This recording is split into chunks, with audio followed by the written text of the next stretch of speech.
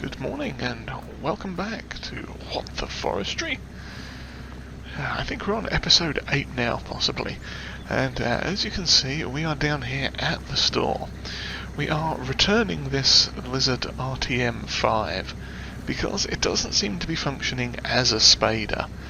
It's more like a power harrow from what I can see, so it may have gotten slid into the wrong category or isn't quite long enough to do the ploughing functionality of a regular spader.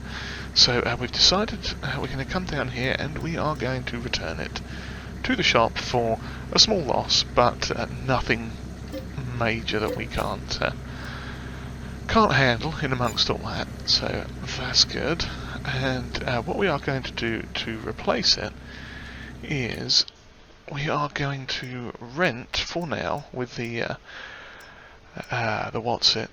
with the intention of perhaps purchasing a little bit later on this particular Lizard combinable 300, which we are we are going to upgrade to the combinable 400 and have sprayed in the John Deere colours to go with our tractor.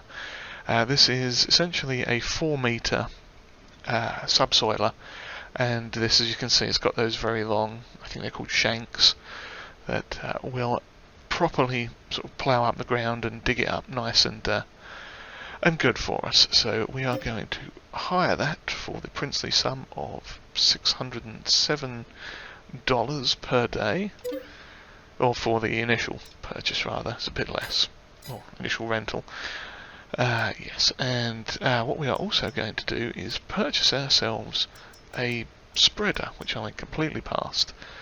Now we found a cheap one that is just along here, a bit further. Here it is. It's this old Massey Ferguson MF 2013. Now it's only 1300 litres, but it's got a 36 metre spread width. Doesn't take up much horsepower, and it's not particularly over the top, and should be exactly what we need. So we are going to purchase that, and we are also going to purchase, while we are here, let's see, a bag of lime, some of which we will have to bring back with us, because it won't quite all fit in the thing. Let's see if they've got any bags of fertiliser that aren't massively expensive. So we've got 1,000 litres for $1,800. Let's see, that one is 2,000 for 1,500 litres. Get past all the small ones for now. We've got 1,000 for 1,500. That's not bad. Or 6,000 for 4,000.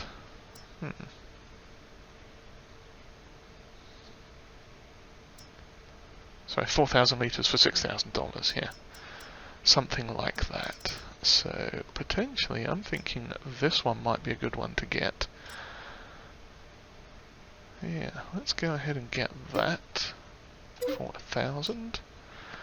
And also, something else we're going to get, since we're here, is, if I can find it here, all the way along the end, gone past it, a pallet of chicken food.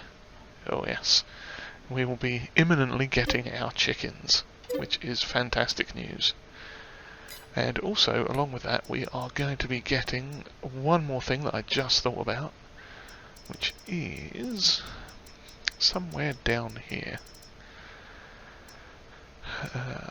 Probably that. Yeah, we don't have a crossways attachment, so we are going to buy ourselves this handy dandy skid steer bag handler, which is fantastic for picking things up and moving things around. So what we are going to do is drive this back around, set it up in front of the shop where we need to go to put all our stuff on, and let's see, probably about here should do it. Turn that off for now, and let's have a little look at what we've got. So, in fact, we can probably return this implement 3-point picker-upper thing, because we can use that bag handler to ratchet strap things just to move them around a little bit. So that will be good. Let's just sell that back quick. This one wasn't much to purchase in the beginning and isn't much to sell now, but it's sort of, we're basically doing almost a swap for the bag handler, which is fine with me. So first things first, let us get that, and we are going to see, can I do this in cab view? Should be able to. Now I could connect it to that lime bag, but I'm just going to lift it up manually for now. And run it over this. There we go. We are filling up our fantastic new spreader, which will do both the lime and the fertilizer, which is very handy.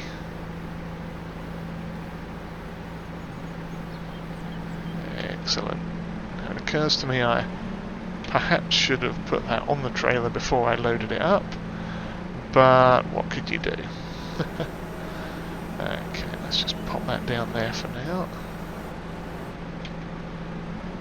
Back it out, and we are going to... oh, it'll connect to that one as well, that's interesting. We are going to pick this thing up and get it onto the trailer. Well, we're going to try and pick it up without clobbering it. See, as you can see there, we've got the ratchet straps around it, which is very helpful. Not the most normal way of picking things up, I guess, but that's what we're doing for now. And of course I picked it up at a very wonky angle, so trying to get this lined up straight on the thing is going to be not easy, but I think we might have actually done it, he says after complaining. There we go. Okay. And next we are going to want to put the subsoiler on. Same kind of deal again, we'll pick it up from this end. See if we can get it a little bit more. So, no, I didn't grab it. No, still didn't grab it. Interesting.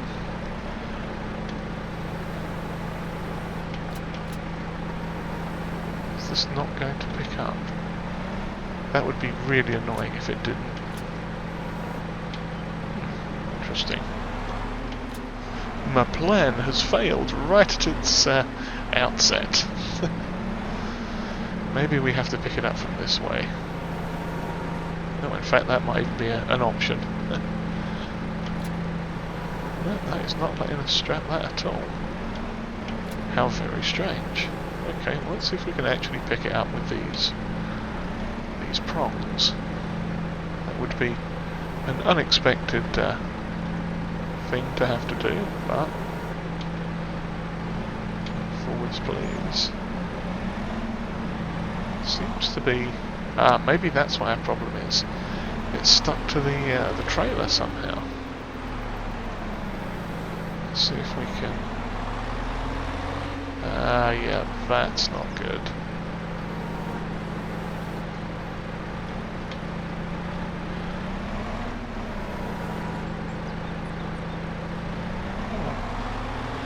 Okay, well I shall get this sorted quick and return in a moment. Alrighty, got that all sorted. That was a little bit of jiggery-pokery moving of things and resetting of trailers, but now we can pick it up without any problem whatsoever, which is fantastic. It seemed when it appeared it had got lodged inside the trailer, the old flatbed over there, and for some reason that was not allowing us to actually pick it up with the straps, which was very peculiar. I was not expecting that. Okay, so we can drop that there. Then I think we're just going to strap these all down quick. Get it all lashed up. And let's see, chicken feed.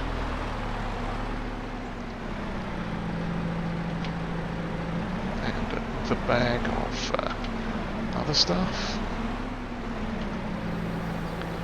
See if I can actually pick this up fairly straight. Might make life a bit easier. There we go. Oh, cracky. That's heavy. That's not gone well. Not gone well at all. Okay, we won't be picking that up. Let me back over this way and see if I can upgrade our weight on the back slightly. We may be able to do that. Okay, let's see. Here's this one. We're currently 1,200 kilos. We could go all the way up to 1,800. Let's do that. It's an extra grand and a bit. Well, 1,600. But why not? Sometimes you need to have a little bit of extra ballast on the back end to help things work. Although it is ever so slightly lifting us off the ground, but I think we'll be okay. Just need to get square on this thing again. Oh dear, we still can't pick it up. That is slightly concerning. Not gonna lie, I know it's 5,000 litres, but I hadn't expected it to be quite that bad. Oh boy. Now the question is, can we sort of fudge our way up here with it? Maybe sort of lift it up in a hurry and plop it on the truck, on the back of the thing. If all else fails, what we can do is, yeah, I don't think we're going to be able to lift that up at all. Not even if we get really close and try and sort of do it like this, I don't think it's gonna... Oh no, we might be okay. Well, there you go. It's all about the distance away from your thing. That's going to be interesting to try and get off, but we have pallet forks back at base if we need them. Okay, we are going to drop that on there. This trailer is going to be really interesting to try and get back to base. I have a feeling this is not going to go well. But we shall see just how not well it goes. So I need to get this.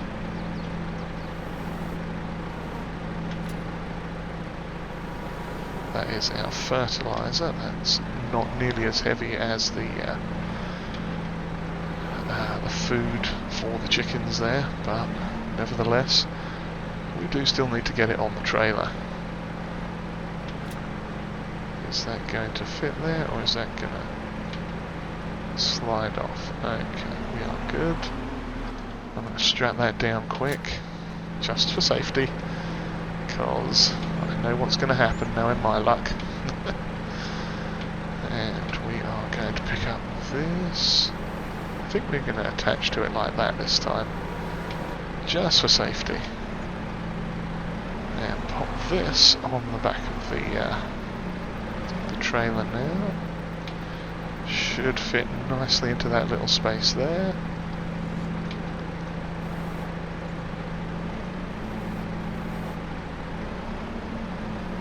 And then we just have to attach our... So, yeah, pop that there. God, that trailer is going to be dragging on the ground something fierce. And we just need to get this lined up on the back.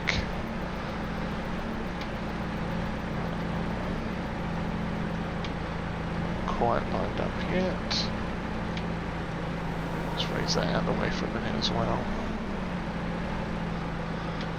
Oh, I'm so off-centre with this thing. You'd think by now I'd be okay at driving them, but it turns on a dime so much. And with that heavier rear weight on the back, I think it's really turning it on a dime a bit more than I'm expecting it to. Okay, so let's lower this down and a little bit more. Strap it. No, it hasn't attached it yet. Well, if we strap this to it. Oh, now we're all off centre again. Oh, crumbs. Not going well. Something moved there that I hadn't expected. Okay, but if we now strap ourselves to that and maybe lift it up slightly, turn the engine off, and let's see if we can get this down the road and back to the farm.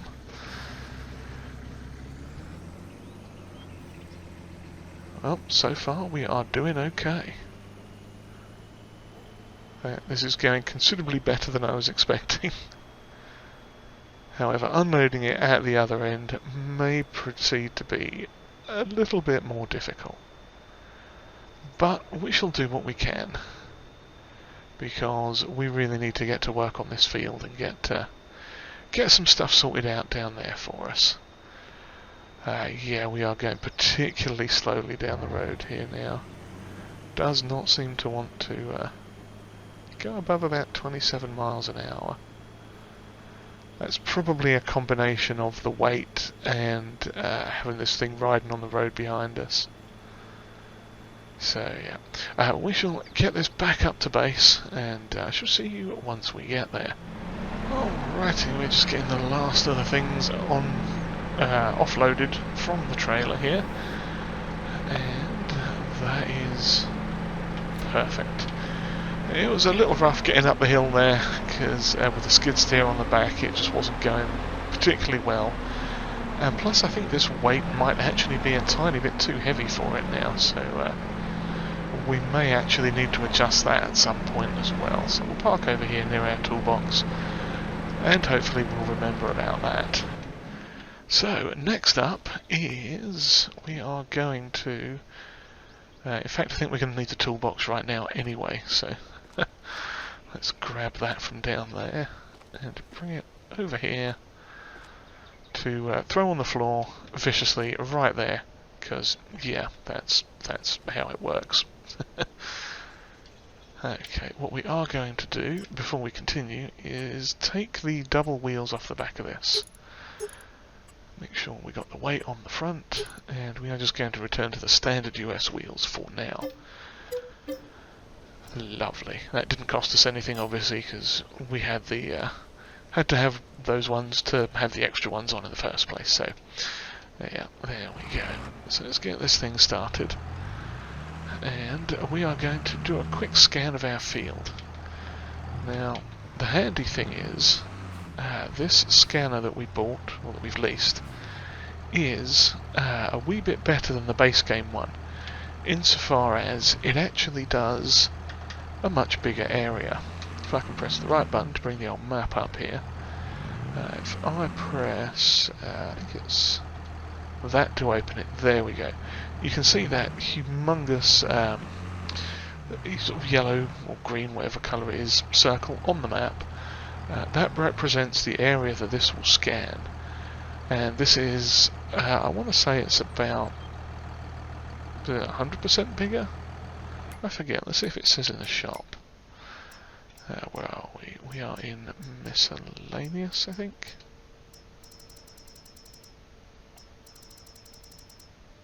No, oh, it's in leased, that's why. Duh. Yeah, this is the 6.5 Scout. It's got a bigger range. Not sure how much, but it's bigger than the standard one. So let's give it a do, and you can see there it's taken its sample, and when I fold it again, no, actually no, it doesn't do it when you fold it, but you can kind of see the field now looks black, I guess. If we sort of try and drive past it a little bit, so we can see the corner poking out. Yeah, there we go. You can see it's a much darker colour now. That's because we've taken a sample of that area. Now, obviously if it was bigger you'd be able to see more, but because it's a fairly small field, this thing actually covers it.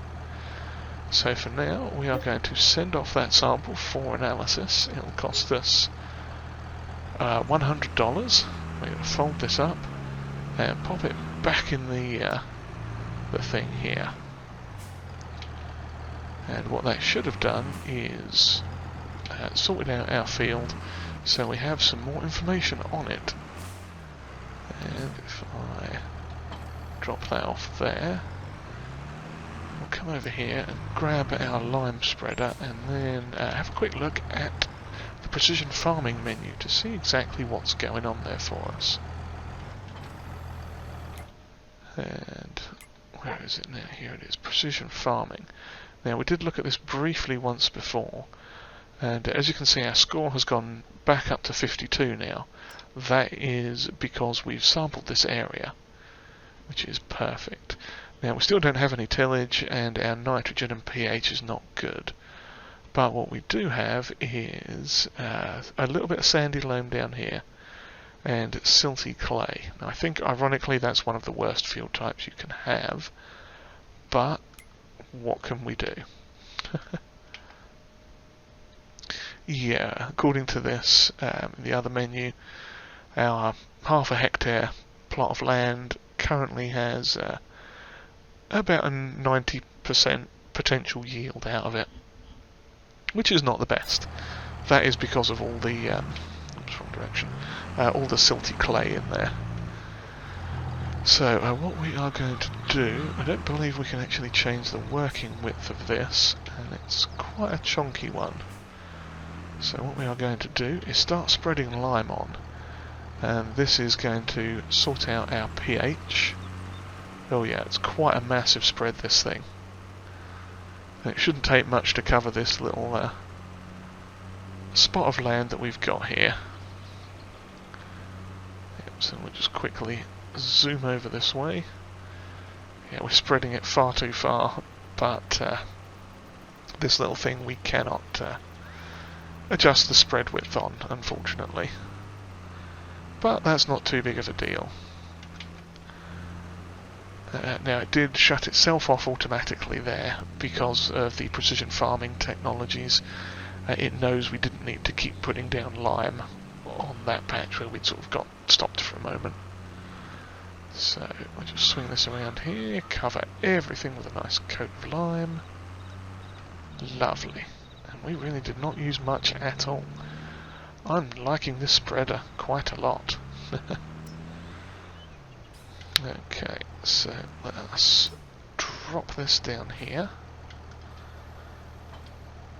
And next we are going to grab that subsoiler that we've rented, if I can pick the right gear and not drive over the thing we just dropped off. Now this should, with any luck, do what we wanted it to do. What we wanted the other thing to do. So if we check out our map here, we can see that this whole area needs ploughing because it's that yellowy green colour, I guess. I don't know. I don't do good with the colours. But we plop it down and, oh, apparently there's a twig stuck in it already. Interesting. I wonder where that came from. We'll drop it in this thing for now. And, or just throw it on the floor again. Helpful. Very, very helpful. That didn't even work. Crikey, I have zero depth perception in this. Okay, there we go. We strapped it on. It's not going anywhere now. Yes, so what we're going to do now is subsoil this field with our fancy new subsoiler. And as you can see, it's dragging those sort of plough ruts quite nicely through the field. And if I could stay on target, that would help.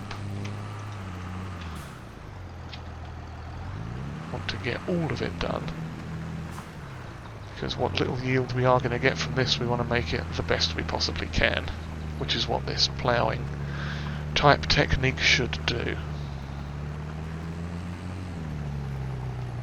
Now, at some point in the not too distant future, we are going to need to upgrade our tractor as well, because it is at its lowest horsepower, and it's kind of showing a little bit as we pull this around. You know, it's managing. You know, give it props for actually doing, but it is also struggling a little bit where perhaps it shouldn't. So yeah, we'll have to, when we get a bit more money in, maybe sell some more boards or something. We'll see about upgrading the tractor to, I think it goes up to about 146 horsepower, something like that. And that should be perfect for us. Now, you can't see it here yet, but yes, it's struggling a bit here where it shouldn't perhaps. But it is doing the job, and it's getting it done, so I'm not going to complain too much on it. Except I am going to press the wrong button and bring the map up. One of these days I'll remember what the buttons actually do and get their functions correct. Oh, that little bit there can stay. That's not a major concern. Yeah, essentially what this should be doing is eradicating this the weeds that had sort of popped up, and giving the field a ploughed state. And when it's finished doing that, we should also get some stones to pick up as well. And it is going to be quite the hefty amount of stones, I think. Particularly once we get into the sort of more central areas of the field. You can see some of the little ones cropping up here and there. Oh dear, we've got stuck on something, have we? Oh no. And there I go again. Constantly pressing the wrong button. Okay, drop it, and off we go. Yeah, I'm still getting some of the little stones that were here originally. But that's not a problem, we'll start getting the bigger ones as well. I think we had some down the other way come up, so I'm thinking what we're probably going to do is rent a stone collector of some sort, just to get these all done and out of the way. Yeah, of course we're probably not going to see any for quite a while, are we now? Just to completely ruin my day. Yeah,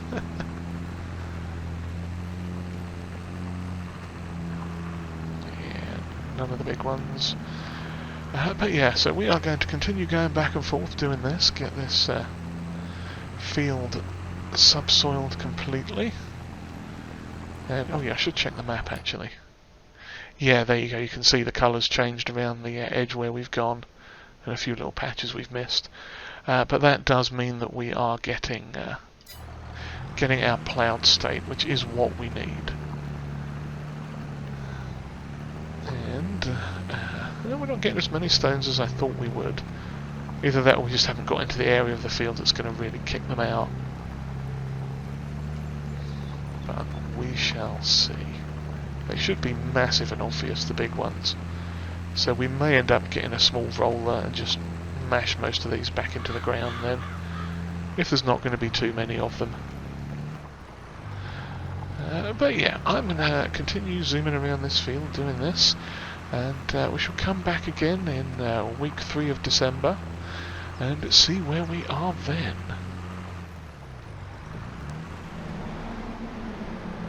Hello again everyone. It is now week 3 in December.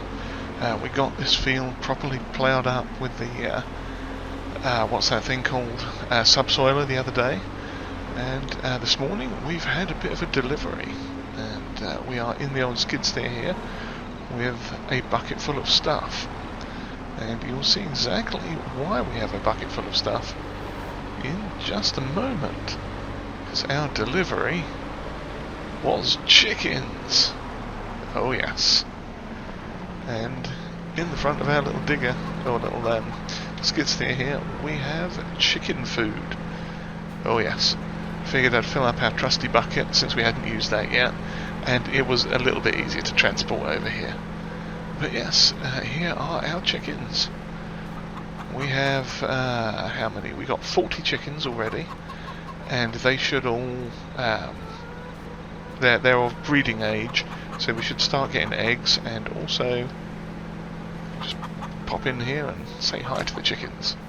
Hello, chickens. Yes, yeah, they should be breeding. They're of that age, so we only got 40 for now. We could only get 60 in a delivery, and this pen holds 80. So I figured if we just paid for 40, then they will come in, and yeah, we got them now. So they'll breed over the next month or two, and probably chunk out another 40 or so, which will be brilliant. And then we'll have a full pen of chickens. Delicious, delicious chickens. Oh yes.